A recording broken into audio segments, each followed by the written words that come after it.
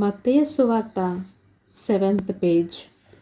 అందువలన నేను మీతో చెప్పినదేమనగా, ఏమి తిందుమో ఏమి త్రాగుదమో అని మీ ప్రాణమును గూర్చైనను, ఏమి ధరించుకుందమో అని మీ దేహమును గూర్చైనను చింతింపకుడి. ఆహారము కంటే ప్రాణమును, వస్త్రము కంటే దేహమును గొప్పవి కావా? ఆకాశ పక్షులను చూడుడి, అవి విత్తవు, కోయవు, కోట్లలో కూర్చుకొనవు, అయినను మీ పరలోకపు తండ్రి వాటిని పోషించుచున్నాడు. మీరు వాటికంటే బహుశ్రేష్ఠులు కారా? మీలో ఎవడు చింతించుట వలన తన ఎత్తు మారడెక్కువ చేసుకోగలడు? వస్త్రముల గూర్చి మీరు చింతింపనేలా? అడవి పువ్వులు ఎలాగో ఎదుగుచున్నావో ఆలోచించడి.